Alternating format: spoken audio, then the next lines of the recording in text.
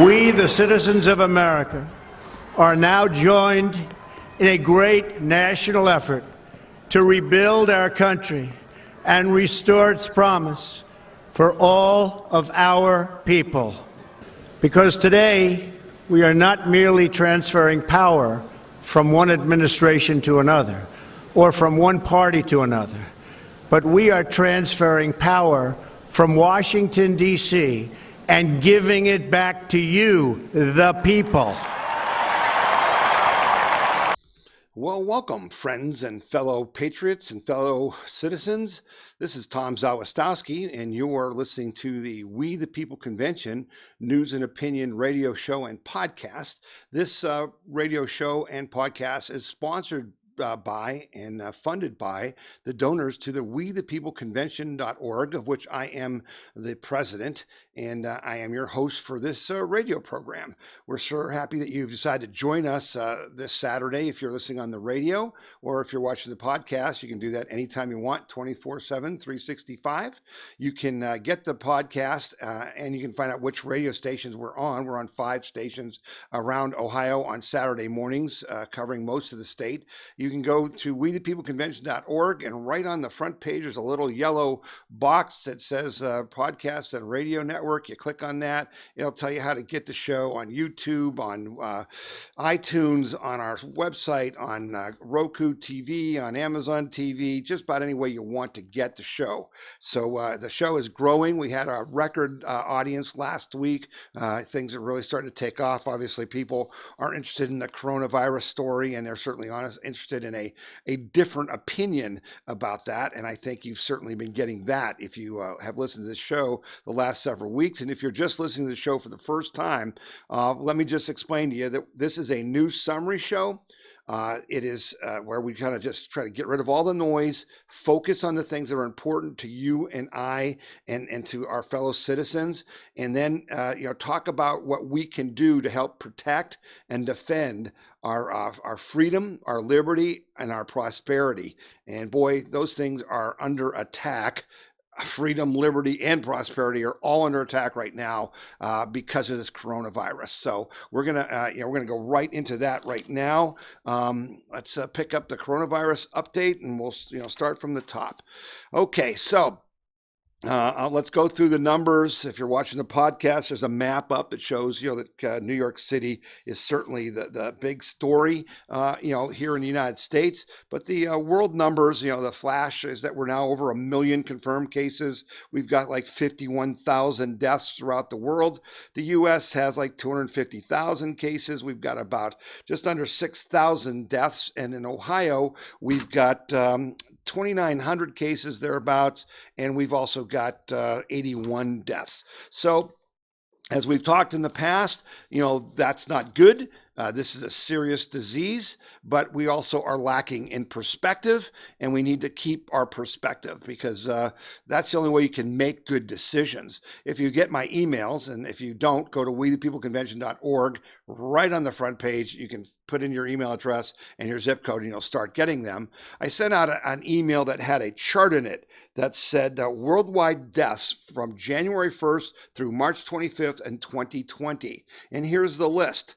Just about 22,000 deaths from coronavirus, 113,000 deaths from the seasonal flu, 228,000 deaths from malaria, almost 250,000 deaths from suicide, 314,000 deaths from traffic fatalities, almost 400,000 deaths from HIV/AIDS, almost 600,000 deaths from alcohol, 1,162,000 deaths from smoking, 2 million deaths from cancer, 2.4 million deaths from hunger, and almost 10 million deaths from abortion.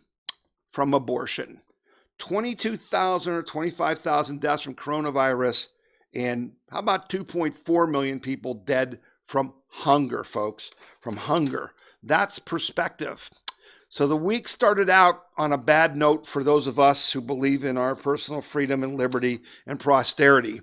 And that was when President Trump surprised us all on Sunday by announcing that he was extending the social distancing guideline until April 30th, and that the peak of the virus was going to be on April 12th, right around Easter, when Trump had thought that we could start to open up the country. We had expected, because you and I had asked you to make phone calls, we had called President Trump. He had made every indication that things were going to get to a point where they could maybe open up in areas around the country that had very few cases.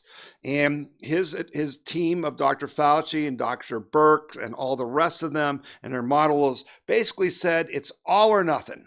It's all or nothing. You got to either 2.2 or to 1.6 million people are going to die, or you have to shut down the country, shut down the economy, and literally not let people leave their homes.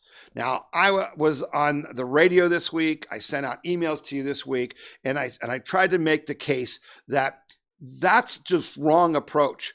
The world and your life is not all or nothing. So, for instance, these mitigation steps that they want us to take, right? Here in Ohio, it started with send the kids home from school. And then, we closed the daycares. And then we said we're closing restaurants. And then we said we're canceling our election. And then we said you're gonna not any unnecessary businesses are closed. And then we said you got to stay in your house. So the question I had, and I was on a conference call with some of Vice President Pence's staff earlier in the week, and I asked them to ask the medical professionals, well, what happens if, because again, if we do nothing, they're predicting Armageddon. We're going to talk about that in a second, because that's bull, okay? But they were throwing these numbers around to scare us, of 2 million dead. And I said, well, what if you just do social distancing? What if you just stay 6 feet apart, wash your hands, don't put your hands on your mouth, okay? Lock down the nursing homes, because they're very vulnerable. Lots of the deaths we've had have been in nursing homes. What would that do? Would that take it from 2 million to 1 million? Okay, then what if you say, all right, now we're not going to have events where you've got thousands of people crunched together, like sporting events and concerts and things like that. But in businesses, we're gonna have people take precautions, like get their temperature taken when they come to work, stay 6 feet apart when they can, maybe wear masks. Right, that's a new thing that's come up this week about that. Does that take us from 1 million to 800,000? Right. My point is, did we really have to shut down our economy? And I don't believe we did. I think it's a huge mistake. We're going to be talking about that as the show goes on. But here's the most important thing, okay? Here's the most important thing. The fact of the matter is, these people don't know what they're talking about. I posted a video on our website, and that I just came across. I was in the middle of the night. I was just looking for something to watch. I was on YouTube looking for something intelligent. And there's a Hoover Institution series called Uncommon Knowledge. They always have great guests, and they go in depth into serious topics with people who know what they're talking about. And this doctor from Stanford, Jay Bhattacharya, he's a senior fellow at Stanford, but he's not just a doctor. He's an economics professor as well. He wrote a Wall Street Journal op-ed where he said their numbers are all wrong, and I think that this idea of quarantining people is not going to work. And he was just, pillared. You can't say that. You can't question, these experts. But he's an expert. And you know what, folks? Here in America, your job is, it's not only your right, it's your duty to question authority. Right? Whatever happened to all you hippies in the 60s who wanted to challenge authority all the time, right? Now you're a bunch of wusses. You just do whatever they tell you to do. And so I've taken a lot of heat because I've been questioning Governor DeWine and his dopey health director, Dr. Acton, okay, because they're just flat out wrong. They don't know what they're talking about. And this doctor explained the reason they don't know what they're talking about is because we don't have the key mathematical piece of information to understand what's going on. And that is, we don't have a survey of what percentage of people actually have the disease. All we're doing is testing people who have serious conditions when they come to the hospital. Well, we know that the virus only affects like 10% of people where they have to go to the hospital. 90% of people will have just a mild flu or will not even know they had it. So if you don't do a sample of all the people in the population to find out how many had the disease already and have immunities to it, you can't tell what the death rates are. You can't tell how fast it's spreading. You can't tell where it's going. So Dr. Fauci and these people who are doing this modeling and the Imperial School of London, all these people, they're just guessing, folks. And when you're guessing, you don't damage your economy. You don't commit economic suicide on a guess. And it is economic suicide. So now I'm going to play a clip, just a short clip from this doctor who put out this article, and I did this video. And you've seen this video has now been on Fox, but I was the first one to put it out. And he talks about this isn't just about lives versus dollars. People say, "How cruel are you?" And Donald Trump and Mario Cuomo are saying, it's about lives. We're saving lives. And they say, you're just rash for trying to say, well, what about the dollars and cents? It's not dollars and cents. It's lives versus lives plus dollars and cents. Listen what this doctor has to say. If your suspicion that it's not more lethal than the flu, but substantially less lethal than the flu, if that suspicion is confirmed, what should we begin to do differently? Well, I think the universal quarantine, essentially that's what we have. Is incredibly costly. And people have characterized as costly to the economy, and you get accused of being crass because you're comparing dollars with people's lives, right? Yes. I'm actually kind of sympathetic to that, but actually, it's not just dollars to lives. It's lives to lives, right? A global economic collapse will cost lives of I believe, millions of people, and not just in the United States. I mean, worldwide. Right. How do people die? If I get sick and I stop breathing, I understand why I die. If suddenly we're all poorer, I mean, what is it? In my lifetime, the GDP has quadrupled. Well, we go back to 1950s levels of standards of living. What's wrong with that? What's the mechanism that kills people? Yeah, I mean, even in the last the Great Recession 10 years ago, which I think the one that's coming we'll stop calling it great. There were huge numbers of people who died from depression, opioid overdose. These deaths of despair. Right. That's a mechanism that's, I don't know how unique it is to the U.S., but it's certainly in a lot of developed countries that you have things like that where you don't have any purpose in life and you spiral downward. I think there's that. In other poorer countries, some of the diseases and conditions that used to are slowly going away as life expectancy goes up could come back. I mean, there's no iron law that says that that income is going to continue going up, for GDP is going to go up forever, right? If there's a global depression, there are countries that will face enormous difficulties caring for the health of their populations. You still have family back in India. What happens in India? I'm scared to death of it. I got cousins. I don't know. I think a global. The rise in GDP worldwide has pulled billions of people, I think, out of poverty and raised life expectancy everywhere. If that gets reversed, the flip side is that means lots and lots of lives shortened unnecessarily. I think that's the flip side to remember. It's not just dollars versus lives, it's lives versus lives. So there you have it. It's not just dollars versus lives.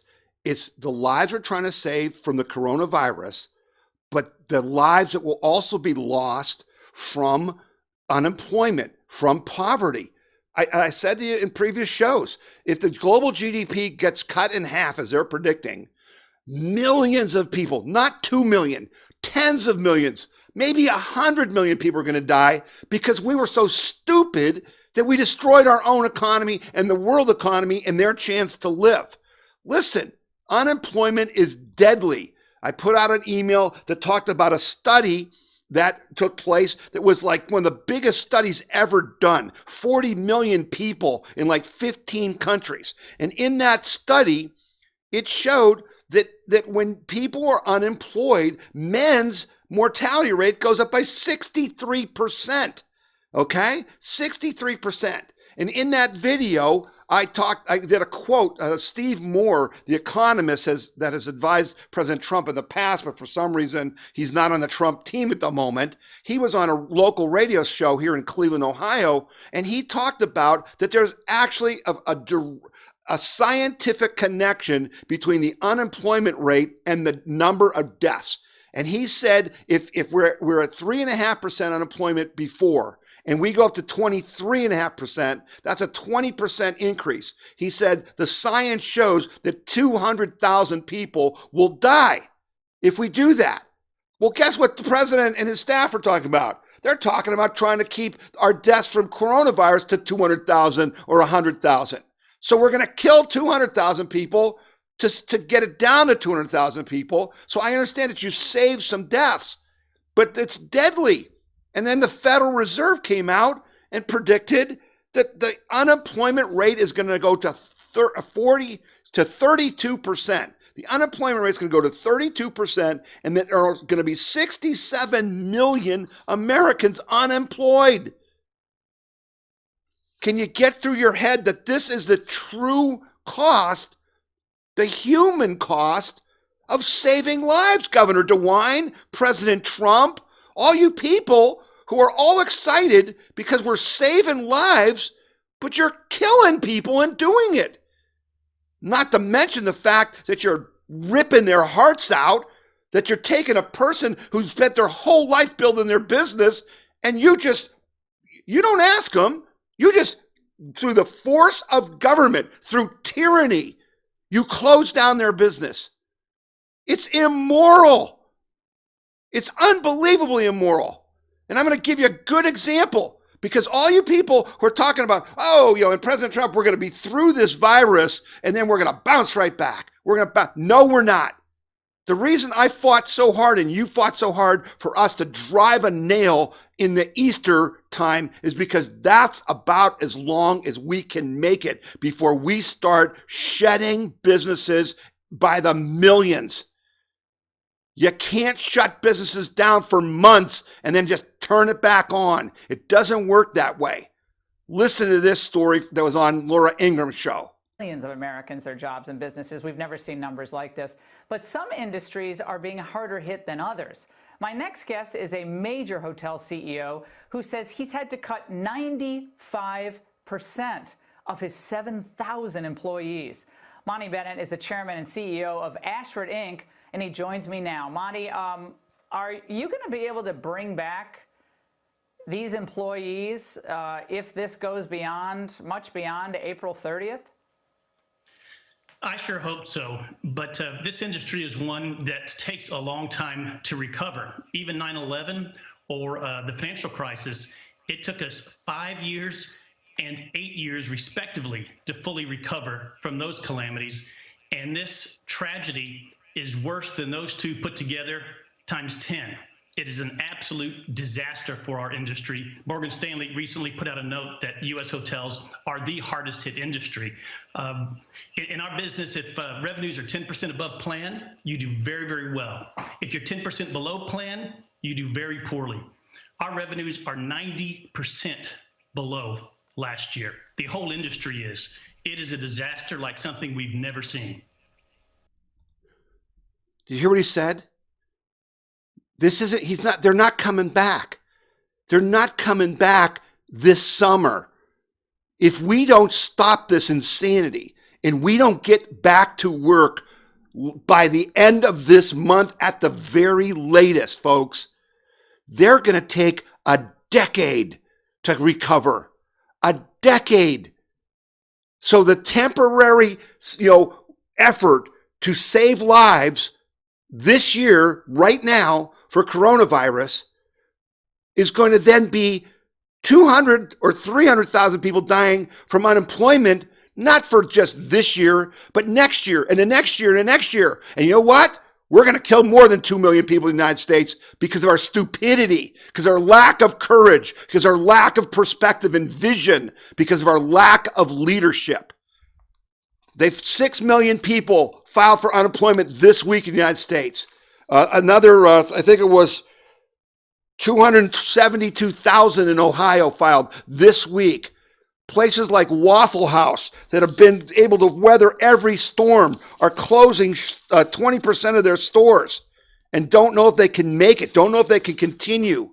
Here in Ohio, we had Hobby Lobby, the store that it's a kind of a national, regional type chain that's a craft store. They reopened to try to save their life. And the governor of our state and our attorney general went and filed legal papers to shut them down.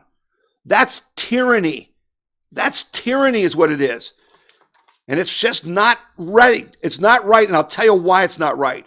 Here was the story of the week as far as I was concerned, because we were wondering all this time, what in God's name scared people like Mike DeWine so badly that they would do such heinous things to our citizens? Why were they acting like they were just terrified? Well, we found out the answer.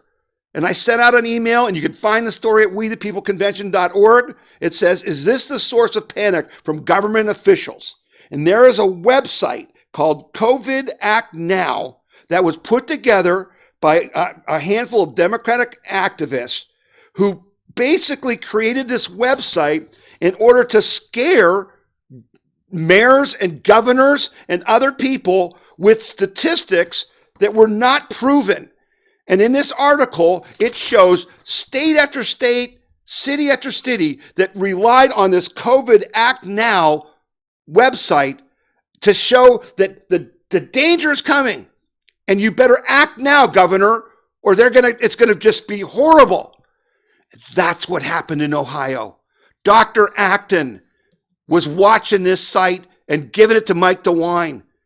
And that's why they said we had to shut everything down in March because the peak was coming. That was a lie. I'm going to prove that to you when we get back from this break. Let's take a little short break. You're listening to the We the People Convention News and Opinion radio show and podcast, and I'm Tom Zawistowski. As Merrick, president of Liberty Camp for Kids in Portage County, Ohio. Liberty Camp for Kids is where students in grades 1 through 6 experience the founding of our nation. This year's camp will be held from July 20th through the 24th from 9 till noon. The cost is $30 per camper. If you're interested in our camp, being a volunteer, or even starting one of your own, go to www.libertycampforkids.com. Buckeye Firearms Association is Ohio's #1 gun rights organization, protecting the rights of Ohio's 4 million gun owners. And you can get our weekly gun rights newsletter free. Receive breaking news and urgent alerts on gun laws. Stay up to date on self-defense and shooting sports. Discover pro-gun activities and events near you. Get your free gun rights newsletter now at bfanews.org. That's bfanews.org. bfanews.org. Okay, and we're back, and we're glad you're with us. We're glad you're, tuning into the show. You're telling other people about it, and we really appreciate it. As I said, this show is sponsored by and paid for the donors to the WeThePeopleConvention.org.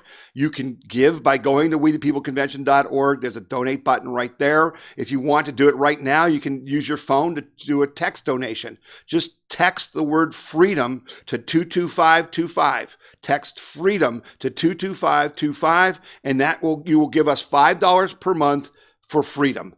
That would help us immensely because we're doing a lot of emails. We're paying for this show. We're fighting the fight. We're fighting for your prosperity, your freedom, and your liberty, and we'd really appreciate your support.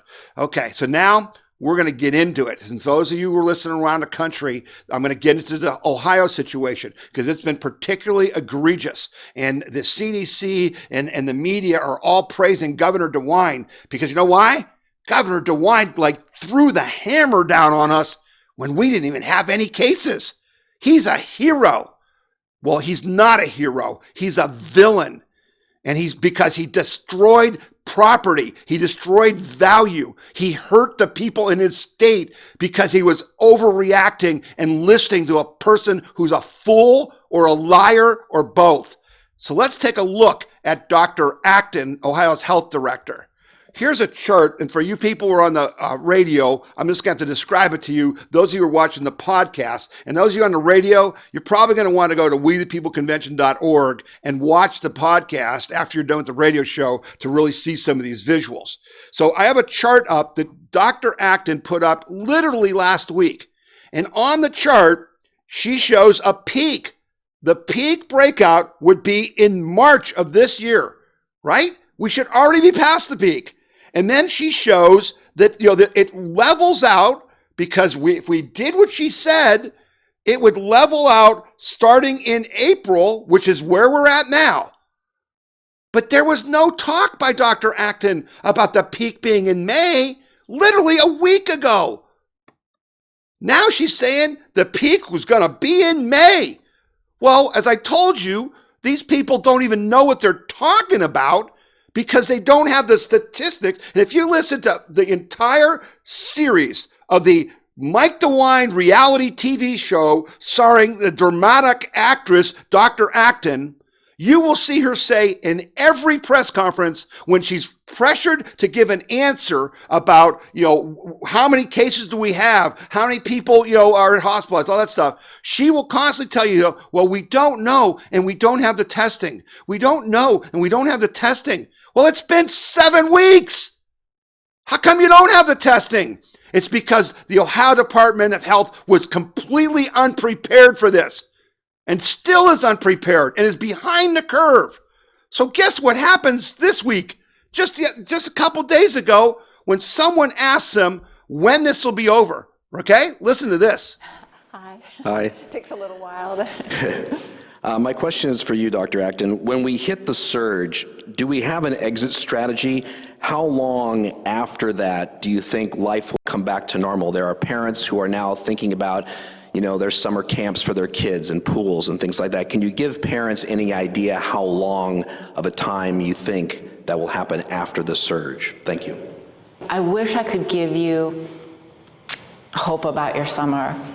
But the truth is, if we're really looking at this peaking in the May time area, it's because we are flattening that curve, which is exactly what we have to do to have the flexibility of hospital resources that we need for all of us. It's also going to be a slow, flat top, and then it's going to slowly go back down again. Okay, did you hear what she said? You hear what she said in that video? First, she said the peak is going to be in May.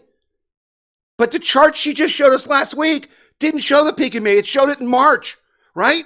And it doesn't coalesce, it doesn't work with the Trump chart that we're going by with Fauci and Birx and those guys, right? So she's wrong there. Then she says, you have no hope for your summer, folks. She's telling you have no hope for your summer, that this is going to go up slow and then go flat, okay? And then come down slow. Where is she getting this nonsense? There's no evidence for that. There is no one anywhere talking about that. There is no flat top. Here's the chart for you guys on the podcast, and you guys are listening to the radio. On the chart, I've got the IHME model from Chris Murray that they're using in the Trump campaign and the Trump task force, and it shows the peak will be April 12th or 15th. And then it comes down rapidly. It's down by the 1st of May practically. Or May 15th, it's like down to zero. She's talking the peak is May 15th, and then she's talking about a flat top. Folks, next time they do a press conference on TV, you look at the curve. There is no flat top. There is no flat top, Dr. Acton. So why are you lying to us? Where are you getting this stupid information? You're either lying on purpose or you're dumb as a box of rocks. But here's what scares me. This is what I want you to hear from her next, because it should scare you as much as it scares me, because what she thinks is going to happen next, you and I can't have happen next. And we have, with the Lieutenant Governor, I have created a task force, a group of people who are only looking really at what that recovery will look like. We're bringing together some of the best researchers and data scientists, so both the folks who have been working on the modeling that we've been using now, but also people that are health economists and sociologists and all sorts of folks who are saying, what will that look like? We know you have to have 5 key components to begin the slow removal of the social distancing. And those components include things like having adequate testing and a really good snapshot of the cases you have, and therefore being able to show that the cases are now very low, so the bottom part of the curve, and then also staying stable. You have to have all the gear, the protective gear that you need so that your healthcare workers stay safe and there aren't resurgences in nursing homes and high-risk areas. You have to have that capacity of your hospital stabilized and built out.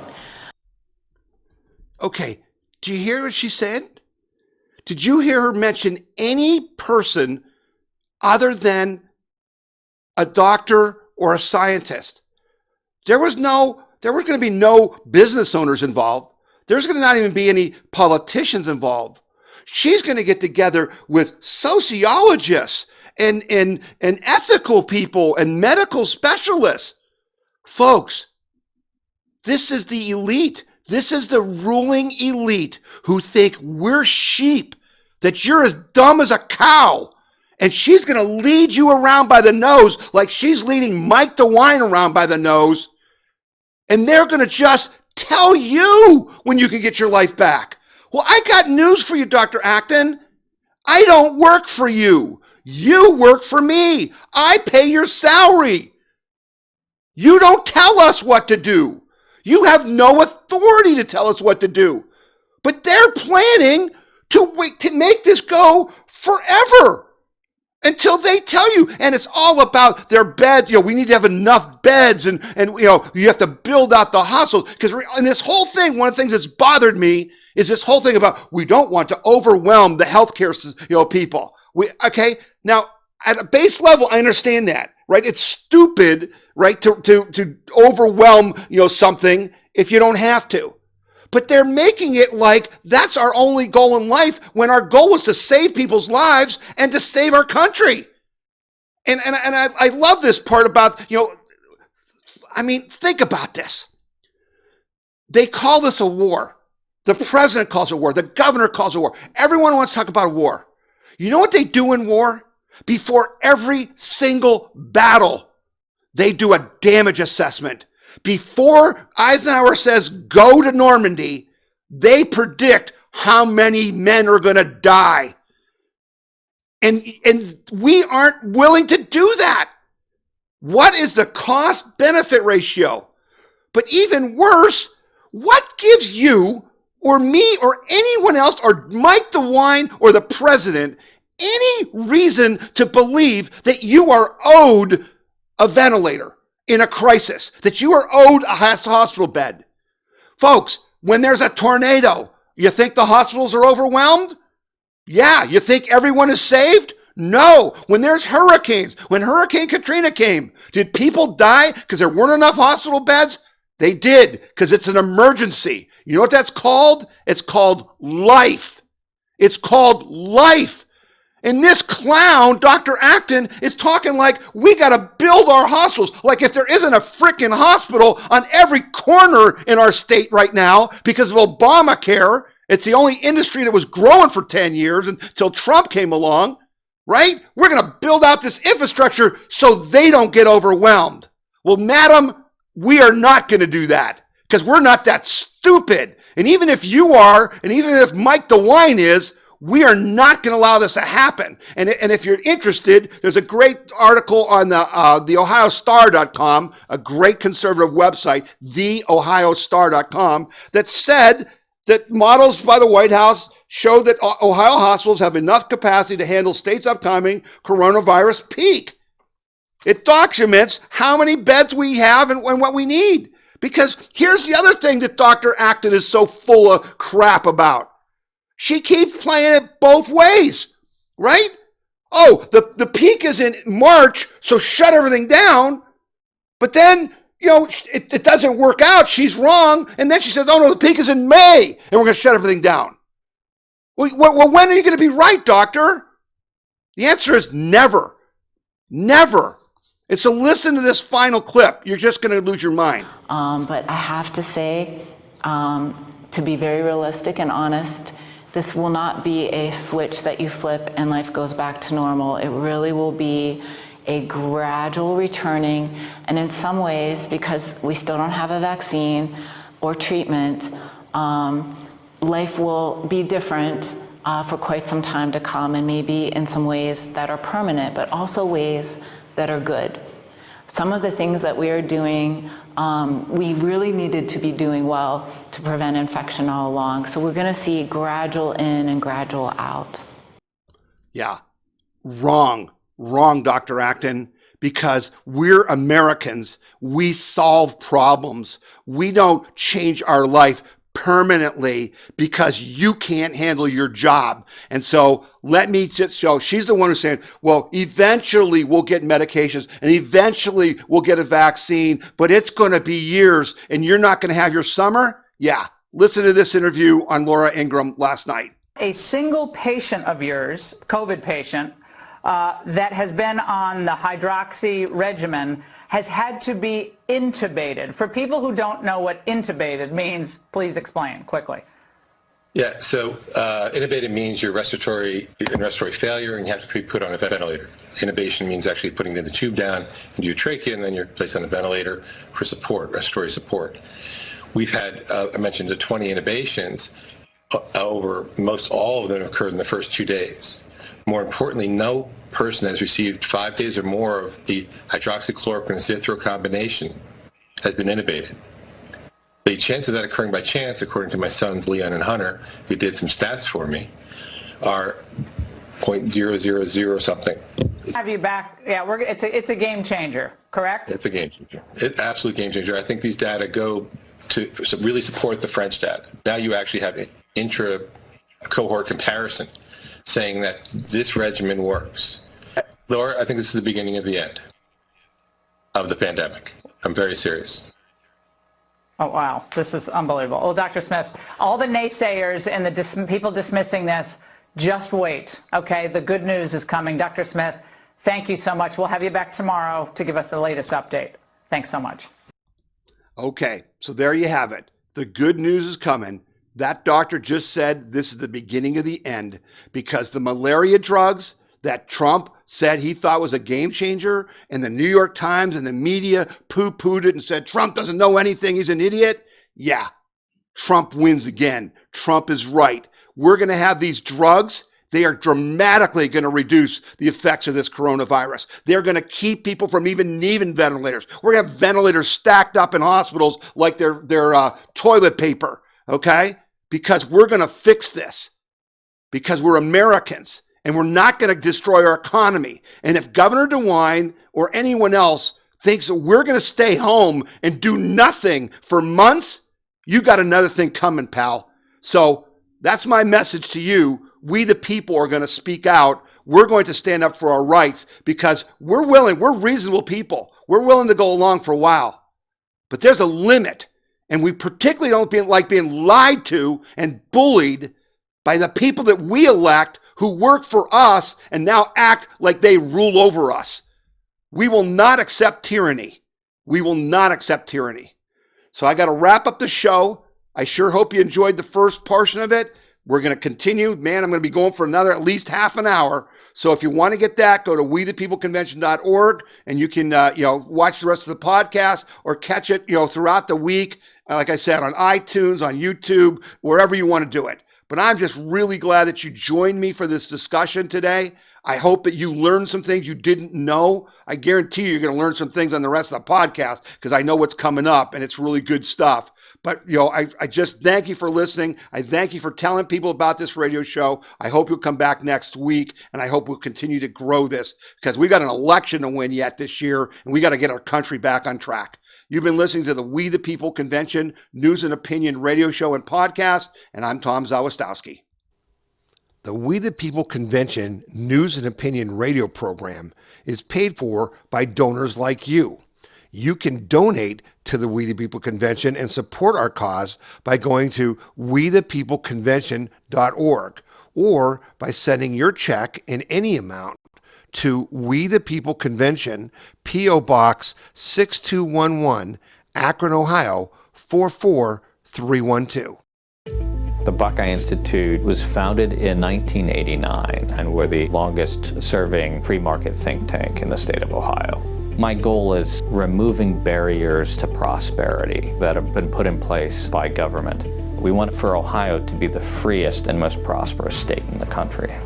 The Buckeye Institute is a source of common sense ideas that will have an impact on the nation as well as the state of Ohio. All right, and now we're going to continue with the podcast. And again, you're watching the We the People Convention News and Opinion radio show and podcast. And I'm Tom Zawistowski, and we're awful glad you're with us. We've got some important things to talk about still as we go forward. I did want to mention to those of you in Ohio that after Governor DeWine and Dr. Acton can illegally cancel our primary election, it's going to be April 28th, but it's only by mail. And here's the problem, guys. You got to send in a request. You got to go to the Secretary of State's website or to the Board of Elections website at your Board of Elections. You got to go there and download a form, fill it out, mail it in. The Board of Election gets it, mails you back an absentee ballot. Then you got to fill that out. Then you got to mail that in, and you got to get that all done before Election Day, April 28th. So don't wait. Don't hesitate. Get out and do that. And I'll tell you what, I'd like to make a suggestion, and I'm thinking about doing a release of this. See, our government has done this to us. If you're feeling pain, if you're worried about your business, if you're worried about your job, if you're worried about your life, if you're scared, remember who did this to you. Yeah, the coronavirus is a natural disaster, and it's the reason for what's going on, but we made it worse. It is human fault that we made this worse than it had to be. Bad decisions, bad preparations by the CDC and the Ohio Department of Health, bad, just information from people who are doing models that are so, into doing models that they forgot people. They forgot what these models aren't. They're people. They're not numbers. They're people, right? So how about when you do your absentee balloting in Ohio? How about if you vote against every incumbent? Why don't you vote against every Ohio House member and every Ohio Senate member? I wish you could vote against the governor, okay? But vote against them and maybe even vote against a couple of the incumbent congressmen. See how they like it. Because where have they been? U.S. Congress isn't even in session while we're in this terrible situation. The Ohio House and the Ohio Senate have done nothing but campaign. Nothing but campaign. Why should you put them back in office? Throw them all out. Vote against every incumbent in Ohio. I don't care what party they are. And then you'll get some change. You'll get some people who aren't bought and paid for in the primary. How'd you like to have some just regular citizens running? Larry Obhoff, the speaker or the Senate leader, who's a constitutional lawyer, is such a coward that he's done nothing, and he sent out a memo saying the Senate is convened until May 5th. May 5th, they're coming back. Do me a favor. Vote them out on April 28th, and then we'll see what they do when they come back, because they're all a bunch of damn cowards. What we're talking about here, folks, is liberty. Liberty is the issue. I talked to you last week. We had a heart-to-heart talk about the fact that we have let people like Governor DeWine take away our freedom of speech, our freedom of movement, our right to work. Those are constitutionally guaranteed rights. You cannot take them away by having some emergency. And Dr. Acton has nowhere near the power she's wielding. It's a liberty issue. And not enough people were talking about this. So it was good to see on Laura Ingram's show that Dinesta Souza was talking with her about liberty. And I want you to listen to this. We are a country under a constitution. we do have constitutional rights, the right to assemble, the right to free speech, the right to religious freedom. What strikes me as amazing is the blithe way in which mayors and elected officials are talking about abridging these rights at whim. Here is de Blasio. You know, if I see a church that is having services, I'm not just going to shut it down now, I'm going to shut it down permanently. Now, would he say that if he was talking about Planned Parenthood? If I see a Planned Parenthood clinic offering services, I'm going to shut them down permanently. He'd never do that. So what's happening here, I think, is that we're seeing an animus against constitutional rights that is coming out and is using the virus and using the epidemic as a pretext to deny citizens their basic liberties.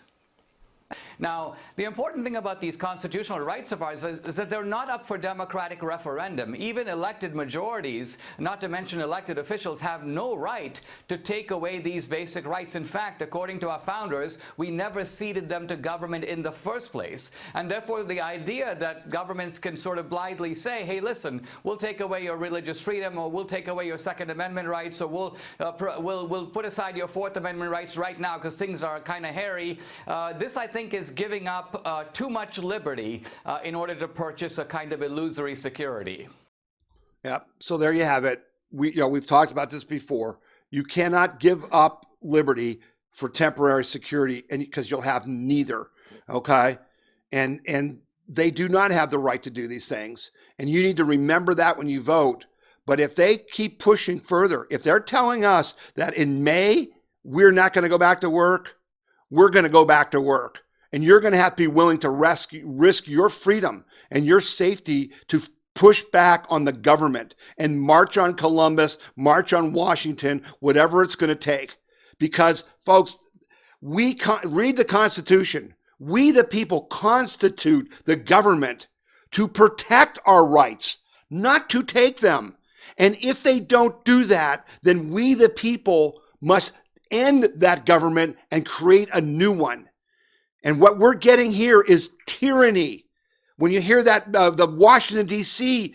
Mayor telling people, you will stay in your houses or we'll arrest you or find you. And she said, you better comply. My immediate answer would be, we will not comply and we will start the recall petition on you. And if there isn't one, we will just civil defy you. It's coming down to that, folks. Because we're going to lose our nation. Do not believe, do not just accept that all the freedoms you had, wind your mind back. Go back to January of this year. The Trump impeachment is over. Things are doing great. You're making money in the stock market. Everyone you know has a job. You're just, the world has never been better. Don't expect that just to come back. Freedom is not free. Freedom is earned and fought for. And we've done a lousy job of fighting for it in the last month. So we'll learn our lesson and we'll be more vigilant. And that's what we need to do. Now, I did a video. I talked to you last week, and then I did a video this week, and I posted it on Facebook and everything. And I said, you've got to save your business by doing the SBA loans. Say, here's the bottom line, folks.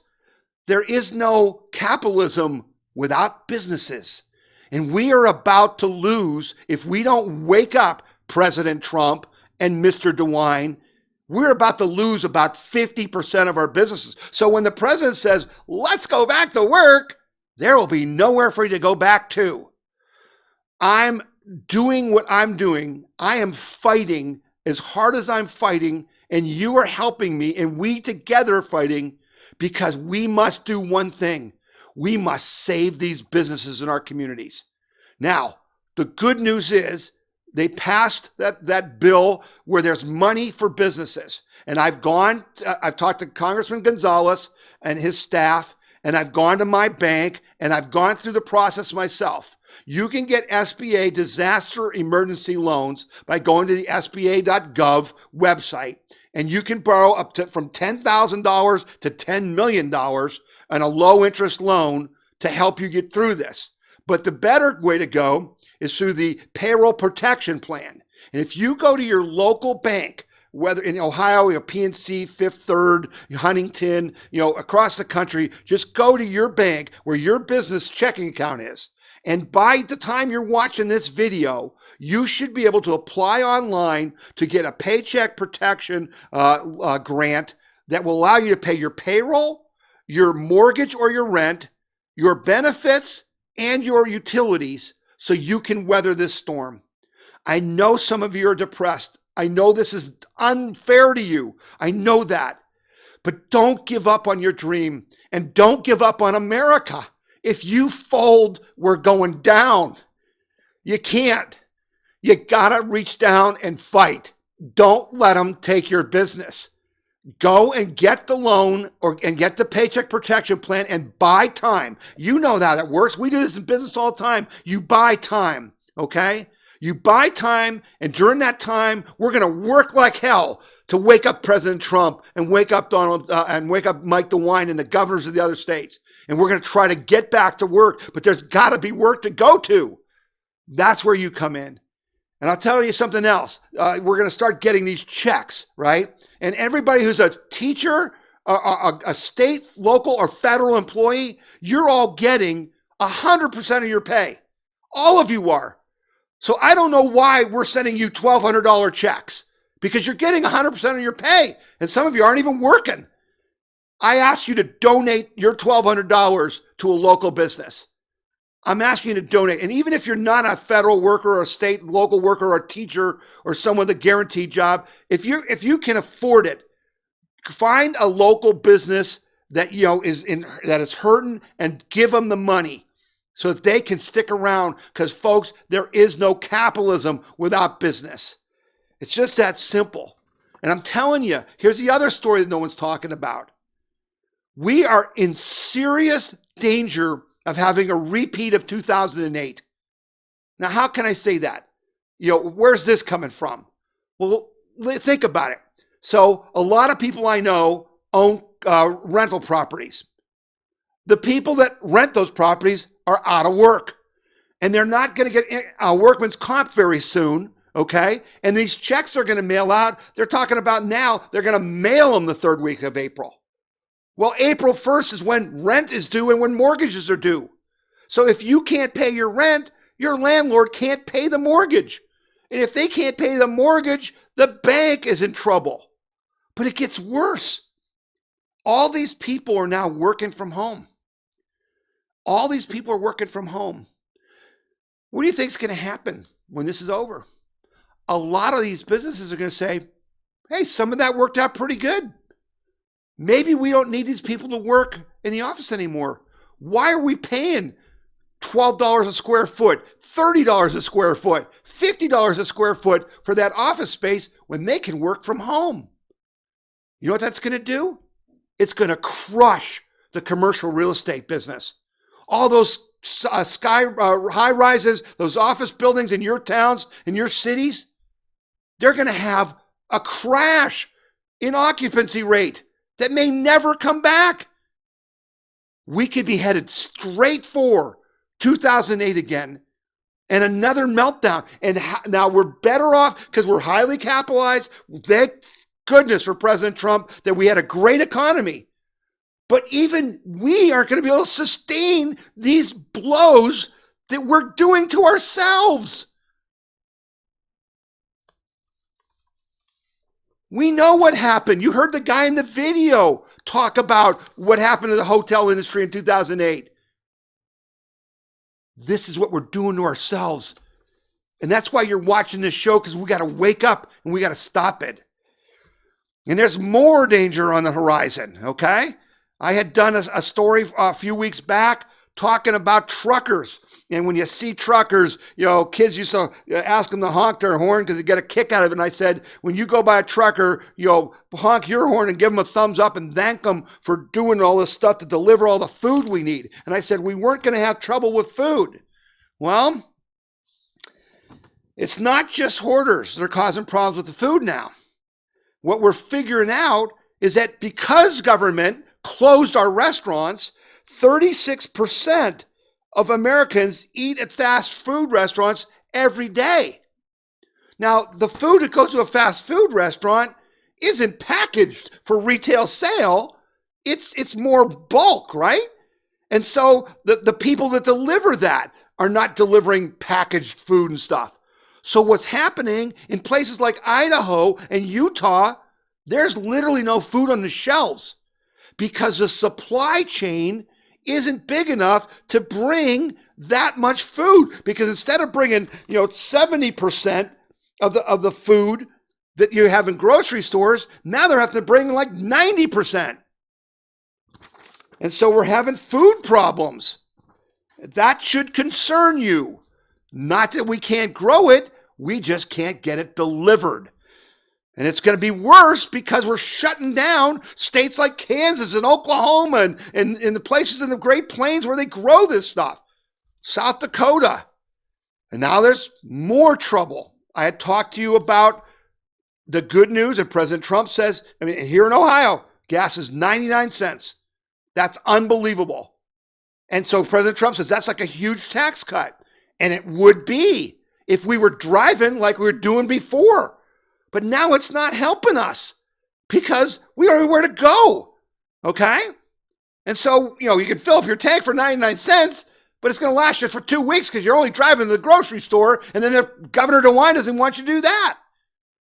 So Saudi Arabia and Russia are trying to destroy American companies that are in the oil industry so they can control the world again.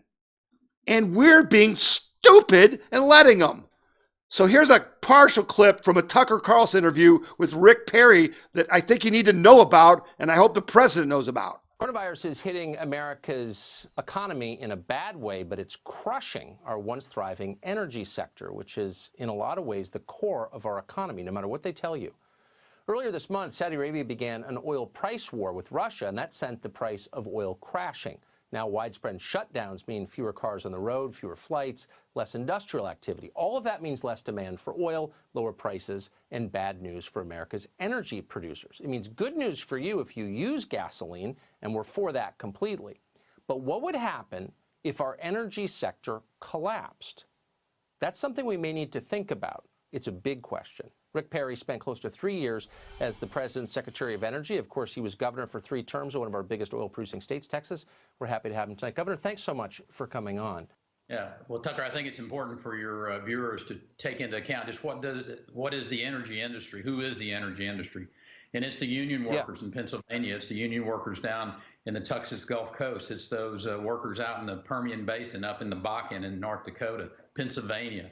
Again, the pipeline workers out there. There's this host of Americans who their entire future, taking care of their family, paying their mortgages, is tied directly to the energy industry. It's a driver of a massive amount of our American economy. Yeah, there are some big companies out there. There's independents out there that are the real buffer. But here's what you need to keep in mind. If we were to lose those independent operators, and we're on the verge, let me tell you, our capacity is full. The Saudis are flooding this market with cheap oil, and I'm telling you, we're on the verge of a massive collapse of an industry that we worked awfully hard over the course of the last 3 or 4 years to build up to the #1 oil and gas producing country in the world. I'll interrupt you and just go back to something you said, which is baffling. So the industry is on the verge, really, of a collapse, and yet we're being flooded with foreign oil. Our refiners are being flooded with foreign oil. Why are we allowing that? Yeah. So you bring up an incredibly important issue. Here's what I would do, and I certainly would give this advice to the president, is I would, for the next 60 to 90 days, not from now on, but from the next 60 to 90 days, I would say, refiners, we're going to refine U.S. crude only. Yeah. And that would give a buffer to the market. It would send a clear message that we're just not going to let foreign oil flow in here, bust our energy industry. So think about that. Saudi Arabia and Russia are trying to destroy our oil industry, and we are using our refineries to refine their oil. Are we just stupid? Now, President Trump mentioned in his press conference the other day that he is aware of the problem. He talked to Putin, he talked to the king in Saudi Arabia, and they're going to work something out. And if not, he knows what to do. Well, I sure as heck hope what Rick Perry just said is what he does at the least, because winning petroleum just filed for bankruptcy. Oil's at $20.36 a barrel. Do you see the catastrophe that we are creating for ourselves? And do you think that China and Russia aren't doing these things because they want to weaken us? Yeah, we're going to talk more about that when we come back from this break. You're listening to the We the People Convention News and Opinion radio show and podcast, and I'm Tom Zawistowski. This is Jordan Sekula with the American Center for Law and Justice. At the ACLJ, we are committed to fighting the deep state and protecting freedom, the right to life, religious liberty, and fighting for the Constitution. The ACLJ has experienced tremendous success in litigating cases at all levels of the judiciary, from the federal district court level to the Supreme Court of the United States. We have offices in Washington, D.C., Jerusalem, and all around the world. You can find out more about the ACLJ and join us by visiting aclj.org. Did you know that the Right to Life Action Coalition of Ohio is the largest statewide life group in the state? Are you tired of the compromised approach to pro-life legislation that has been the status quo for far too long? Since 2017, the efforts of the Right to Life Action Coalition of Ohio has changed that approach, closing loopholes and making pro-life laws enforceable. Visit rtlaohio.org or call 440-668-4049 for details. The Right to Life Action Coalition of Ohio. Did you know that the Right to Life... Okay, so we're back, and we're going to get into the last segment of our show. But when I took the last break, we were talking about the fact, and I know a lot of you are reading a lot of stuff about China, okay? And we don't really know all that happened, but we know that part of it is really dangerous. That what they did was they didn't tell people about this virus. They are still not telling us the truth. These people are talking about they want China to pay reparations. I don't think that's going to happen. Okay, but you got to understand, we're at war. They're learning from this, and we're becoming more vulnerable by our stupidity, by people like Dr. Acton. Okay, when they see leadership like this, you think they aren't thinking about releasing a real virus when they want to attack us, right? When they see our Navy ships, our aircraft carrier that has to dock because we had the virus, do you think they don't understand that this is a way to attack us? China is planning to attack us. It's just a matter of when. And the Russians will be there with them. And so you can't allow them. It's a part of the clip I took out from Rick Perry was he talked, this is a national security issue. We were so proud that we were self-reliant on oil, and now we're letting them destroy our oil.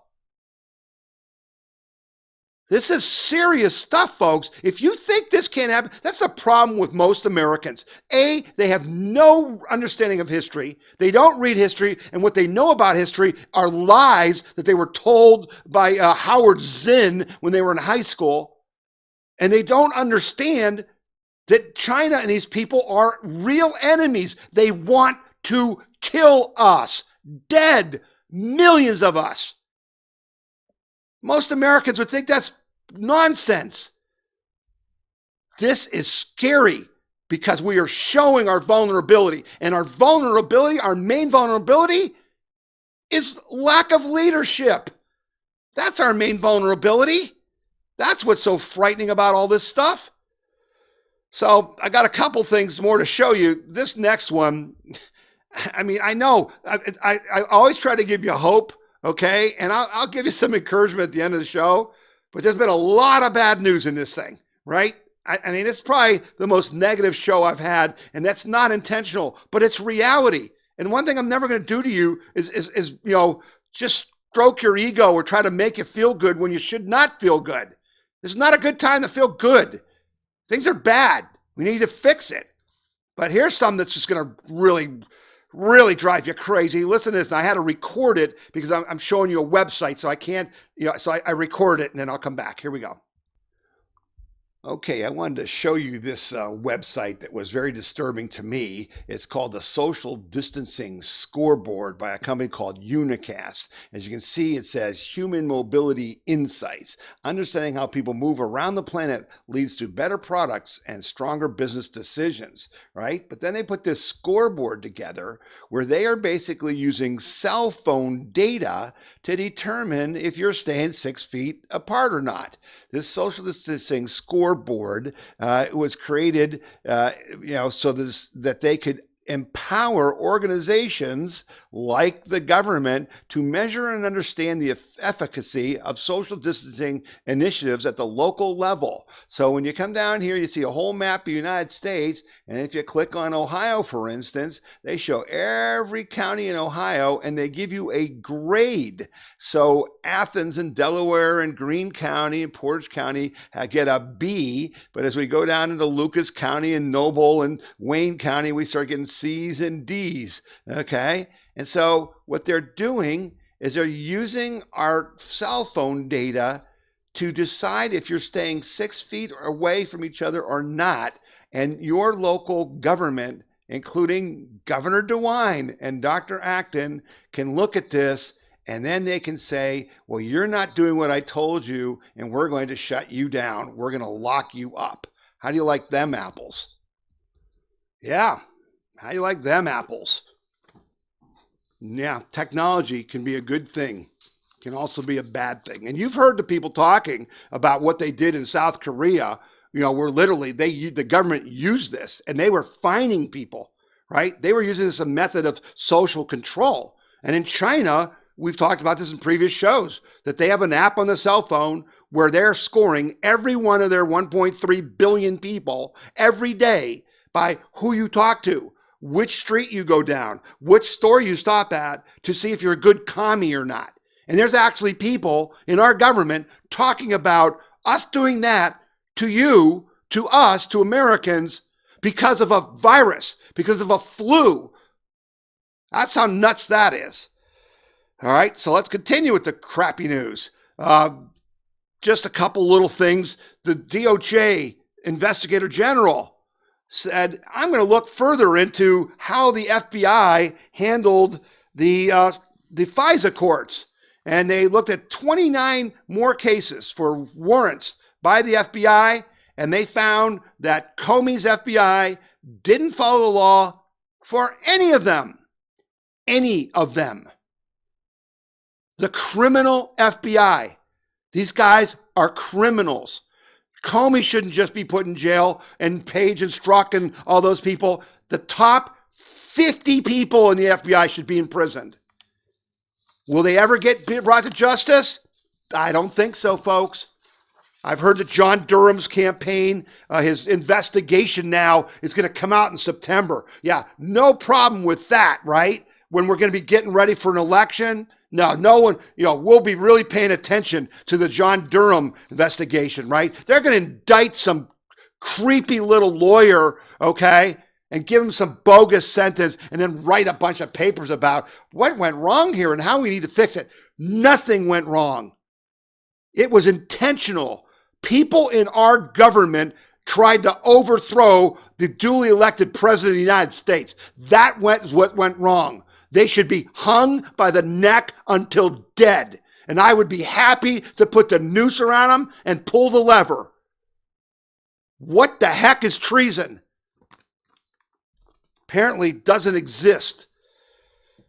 But I'll leave you with a good note, okay? Geez, I'm really doing great here. Let me leave you with one good thing. One of the things that President Trump did talk about this week is that while all this is going on, the drug cartels, again, I talked about China as an enemy. I talked about, Russia as an enemy. I talked about these other people who are going to take advantage of us. Well, one of our other enemies is the drug cartels. And so they've been using this opportunity to bring tons of illegal drugs in the United States. And so President Trump, showing that he can walk and chew gum, put the Coast Guard and the military, and they are doing an offensive in the Caribbean and on the Pacific side of Mexico, and they're going to try to shut this down, and they're going to try to, stop these cartels, and baby, the wall's getting built, and people are loving it, right? All the people who were against the wall, they're loving the wall now. And I think that's the one thing that's good that's come out of this coronavirus nonsense, is that we're finally going to have a wall that's going to stop a lot of people in the future. So we're awful happy about that. Okay, time to wrap up the show. I know you're frustrated. I know after this show you're angry, okay? But let's be happy warriors. Let's remember that we're Americans. Let's fight to keep our businesses going and fight to keep our local businesses going. Let's vote in April for an April 28th election in Ohio, and let's vote out all the incumbents just to show them that they are responsible to us. They are not ruling over us. They work for us, okay? And that'll send Governor DeWine a little message, let me tell you, because he's coming up for re-election too, and we're going to remember what he did to us, all right? So do that. We're going to come up with something with President Trump. We got to turn this boat. I don't know what Fauci and Birx did, but on Saturday, last Saturday, we had Trump set to be open up the country this week, and they fed him a bunch of crap about stuff they have no data about, as we talked about in the beginning of the show. He's being lied to. He's getting played, okay? And again, I know you guys, you're smart. You're reading the stuff I'm reading. In Italy, the death toll is nowhere near what they say it is because they're marking people as having died from the coronavirus who died from other reasons, okay? We've got, I was going to do a story about hospital beds. They're talking about all the hospital beds. There's a story in here. People who question crisis stories from mainstream media visit hospitals and find empty emergency rooms. In New York City, in Seattle, in Hawaii, in Kentucky, in Washington State, people are going to hospitals. There's empty beds everywhere. That's why we're Americans and we question authority, and we don't believe experts. We see with our own eyes, we hear with our own ears, we think with our own brains, because if you don't do that, you can't have liberty. We will have liberty because you can do that, I can do that, and together we will turn our ship of state back towards the future of prosperity and individual freedom and liberty. That's why you listen to this show and this podcast, and that's what we do. I hope that you will tell people about this podcast and radio show. If you have questions or comments, you can send them to info@wethepeopleconvention.org. That's something that, I read the emails. I get a lot of good emails. I actually don't even get that many hate emails. People are pretty decent, but I read them. This is your show. Help me make it better. Help me make it better. Help me grow this army of patriots. I'll be back next week. You're listening to the We the People Convention news and opinion radio show and podcast, and I'm Tom Zawistowski.